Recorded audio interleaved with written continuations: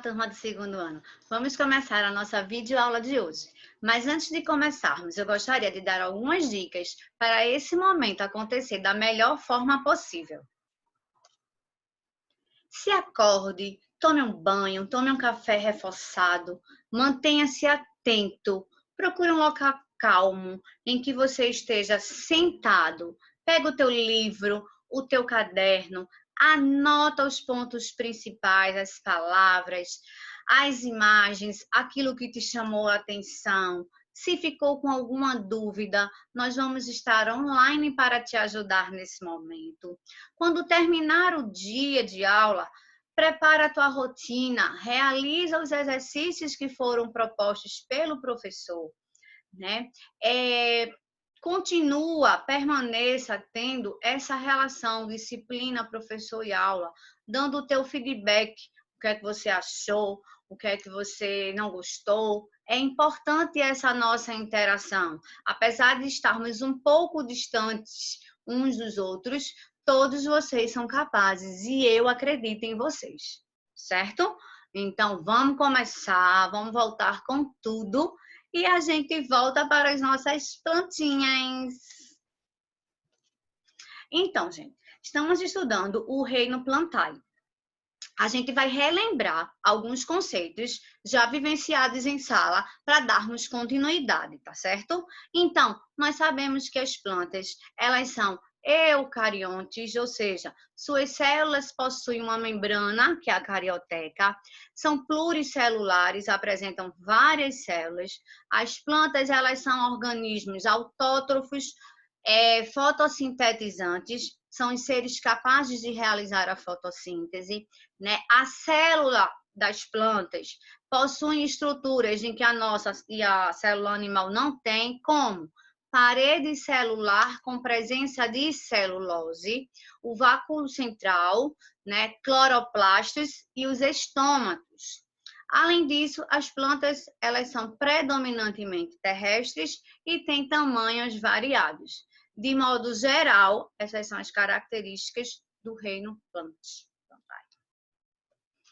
Então, eu escrevi aí, para quem está com saudade da minha letra, alguns tópicos importantes para a gente lembrar e dar continuidade à aula, certo, gente? Então, vejam só, toda vez que se referir a gametófito, a letra N, são células haploides. Esporófito, 2 N's, diploides. A meiose representada por R, mitose por E. Em relação às briófitas e pteridófitas, a parte masculina é o anterídeo e o gameta é o anterozoide, possui flagelo, o masculino. A parte feminina é o arquegônio e o gameta é a ósfera. Vasos condutores de seiva, xilema e o floema, né? Xilema também chamado seiva bruta, floema seiva elaborada. Esses termos eles são muito pouco utilizados hoje. Xilema, a setinha sempre vai ser voltada para cima, é de baixo para cima esse vaso condutor. Floema ao contrário, de cima para baixo. Se liga nisso, tá bom? Então, esses pontos aqui é só para a gente relembrar e entender o restante da aula. Vamos lá? Então, vejam só, a gente sabe que existe uma diversidade de plantas e como é que elas evoluíram? As plantas, elas evoluíram para o meio terrestre através das algas verdes, chamadas também de clorofícias, certo? Ô, professora, mas as algas não realizam fotossíntese, elas não são autótrofas, então elas não são planta, não é verde também, igual a planta? Não. Existem algumas características que as algas possuem que não faz parte do reino plantae, certo? Qual, professora, seria? Vejam só. As algas, a parede celular dela não só tem apenas celulose como das plantas, existem outros materiais, outras substâncias, né? As algas, elas têm clorofila e fazem a fotossíntese, mas elas não possuem o cloroplastos. Só quem tem cloroplasto são as plantas. Essa é uma outra diferença que separa. Não tem tecidos, são multicelulares, certo? E outra coisa, as algas, elas não possuem embrião. As briófitas, elas já vão surgir o embrião. Ok? Então, ó, das algas surgem as briófitas, o primeiro grupo de planta que a gente vai estudar hoje, bem simplesinho. Depois vem as pteridófitas, que nós vamos estudar hoje também. Depois vem as gimnosperma e as nossas queridíssimas angiospermas, certo? Então, aí tá a evolução. Representantes, né, do reino planta. Então, estão aqui os 4 grupos do reino plantae, das plantinhas, briófitas, pteridófitas, gimnosperma e angiospermas. Elas foram divididas inicialmente em criptógamas, sem sementes, fanerógamas com semente. Essas criptógamas aqui, gente, elas também têm os órgãos sexuais delas pouco visível, tá? Já as fanerógamas não, esses órgãos sexuais eles já são visíveis, tá? Briófitas avasculares, pteridófitas avasculares, a gente vai ver os detalhes um pouco mais na frente. Gimnosperma sem fruto, angiosperma com fruto. Aqui estão os principais representantes de cada grupo. Aí tá um cladograma. Enem ama cladograma. O que é um cladograma? Nada mais do que um tipo de gráfico, vamos dizer assim, aonde você consegue ver a evolução, certo? Você consegue ver o ancestral comum e esses passos. O que foi que evoluiu de um para o outro? Por isso que questão de Enem, SSA gosta muito desse tipo de questão. E eu sempre digo, é importante você ver não só um cladograma, mas se vier um gráfico, se vier uma imagem, os detalhes, as setinhas onde está apontando, se tem número, porque aí você já interpretando, você já está um passo na frente, certo? Então aqui, ó, em relação ao reino plantae, tá vendo? Inicialmente com as algas, né? Antes de surgir o reino plantae, né? Aí ocuparam o ambiente terrestre. Olha aqui, ó, o que separa as algas das briófitas inicialmente. Ele bota aqui, ó, o embrião. Falei agora há pouco. Uma briófita de uma pteridófita. A questão dos vasos condutores que surgem. Uma pteridófita de uma gimnosperma. A semente apareceu. Fora a semente, o grão de pólen. Outra evolução. E uma gimnosperma de uma angiosperma. A flor e o fruto. A angiosperma é completa, certo? Se a gente fosse pegar hoje um gráfico de quantidade de espécies que existem das plantas, né, no ambiente, quem estaria na frente em relação ao maior número de espécies seria as angiospermas. Por quê? Porque ela é completa? Também, mas porque ela tem uma parceria, ela tem esse sucesso, vamos dizer assim, por causa da parceria que ela tem com o reino animal. Como assim, professora? Parceria? A questão da polinização que os animais fazem e a dispersão das sementes. Então, isso é um ponto positivo para as angiospermas estarem, vamos dizer assim, com mais sucesso evolutivo no nosso ambiente hoje. Certo, gente? Aí, vejam. Essa parte daí é a parte mais importante da aula de hoje. Se vocês entenderem isso aí, vocês vão entender o resto belezinha, tá, gente? Ó, aí tá um esquema do ciclo de vida das plantas, que é chamado haplodiplobionte. Maria, que palavrão, que coisa é essa, professora? É muito difícil. Não, é super simples. Presta atenção, eu vou explicar com calma, devagarzinho, para ninguém sofrer, certo? Então, vejam só, gente. Esse ciclo de vida aqui, o haplodiplobionte, é o ciclo da meiose espórica ou intermediária. O ciclo de vida quer dizer o quê? Em relação às briófitas e às pteridófitas, gente, a reprodução delas é chamada de alternância de gerações ou metagênese. Uma hora ela está fazendo uma coisa, uma hora ela está fazendo outra. Vai se alternando. O que se diferencia uma briófita na reprodução de uma pteridófita, e é isso que a gente vai entender e vai usar, é qual é a fase que vai durar mais e qual é a fase que vai ser mais rápida, passageira.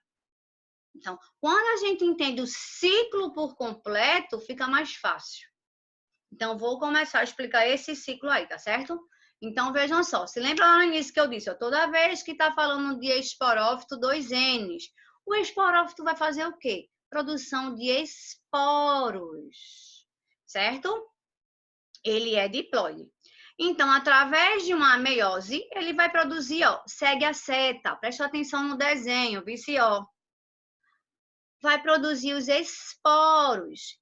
Esses esporos vão se multiplicar e, através de uma mitose equacionada, vai cair no ambiente e vai formar o gametófito. Gametófito vai formar o quê? Gameta, é N.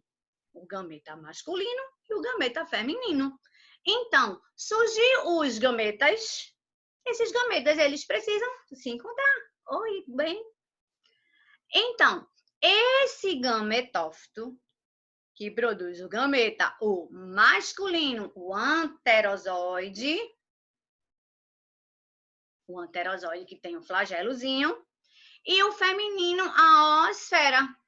Quando esses gametas se juntam, acontece a fecundação ou fertilização, que vai originar o quê? O zigoto. Olha ele aqui, ó. Se juntou os gametinhas pela fecundação, o zigoto se formou, que é o novo esporófito. E o ciclo começa novamente. Por isso que é metagênese, alternância. Ela quem? A planta só fecha o ciclo de vida quando passa pelas 2 gerações, a duradoura e a passageira. No caso das briófitas, a fase duradoura é o gametófito e a passageira é o esporófito. A gente vai ver mais na frente, não se desespera agora, certo, gente? Entenderam? É super importante vocês entenderem esse ciclo. E esse ciclo, gente, ele é conceitual. Existem outros ciclos, tá? Mas o das plantas que interessa pra gente é esse aí. Isso aí é meio que o decoreba. Vocês vão precisar saber isso aí para poder responder as provas que vem aí pela frente. Então, ó, segue a setinha. A gente vai ver depois a imagem através com desenhos para ver se vocês acham mais fácil. Mas aí, você seguiu a setinha, vocês vão se dar bem, ok? Vamos ver agora separadamente, tá? As briófitas. Vamos lá. As principais briófitas, né? Musgo, as hepáticas e os antóceros. Sempre tem aquela espécie que representa, né, mais o grupo. No caso da briófita, é o musgo. Toda vez que vai se falar, dar algum exemplo, mostra logo o musgo, né? Então, vamos lá. Foram as primeiras plantas que ocuparam o ambiente terrestre, são minúsculas, vivem em ambientes úmidos, não tem flor, semente, nem fruto.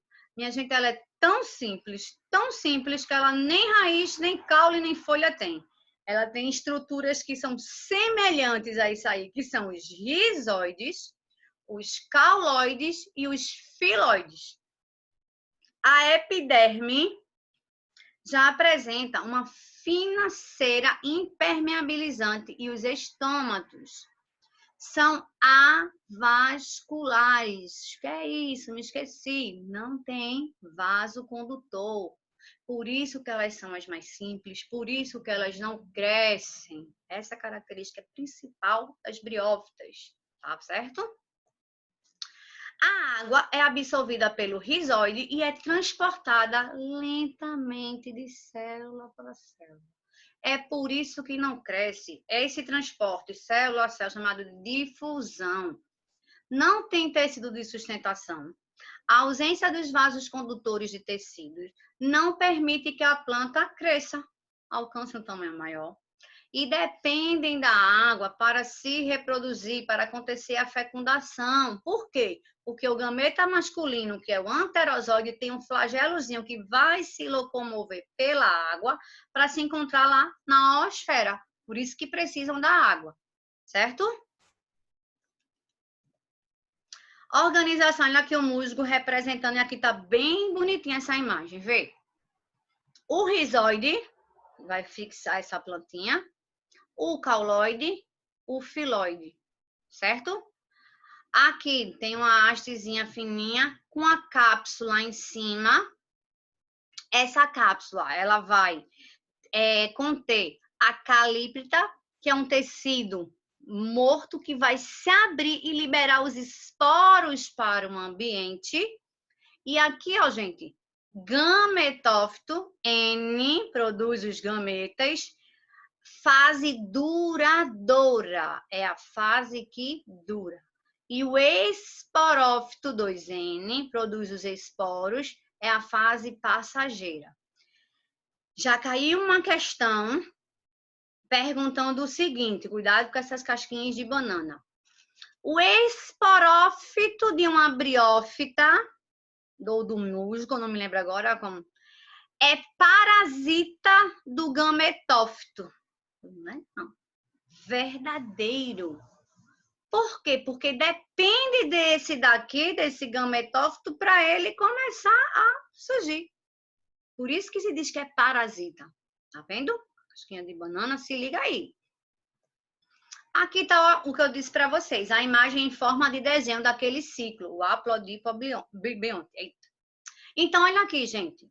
O gametófito, fase duradoura, e o esporófito. Começando aqui o ciclo, olha a setinha, a cápsula com a calípita, aí vai abrir através da meiose, vai liberar os esporos para o ambiente e vai formar os gametas, o gametófito. Esse gametófito, a parte masculina, o anterídeo, vai produzir o anterozoide, olha o flagelo, e a parte feminina, o arquegônio, vai produzir a oosfera. Aí, o anterozoide vai se juntar com a oosfera, vai fecundar e formar o gametófito, que produz o esporófito e começa o ciclo novamente. Tá vendo com a imagem? E quando a gente presta atenção, fica mais fácil. Aí aqui é outra imagem, tá? É o mesmo ciclo, só que aí tem menos, vamos dizer assim, é de uma outra forma e não tem tanta coisa escrita, para ver se vocês entendem melhor. Então, começando aqui, ó, gente, o esporófito, tá vendo aqui, ó? A cápsula, junto com a haste, vai se abrir, vai multiplicar esses esporos, vai surgir aqui, ó, vai formar os gametófitos, né? Os gametas, o masculino, o anterozoide com a oosfera, vai vir para cá, através da água, transportado, ó. Transportou, fecundou, fertilizou, originou um embrião, um novo esporófito. Começa o ciclo novamente. Ficou claro? Dúvidas? Se tiver, anota.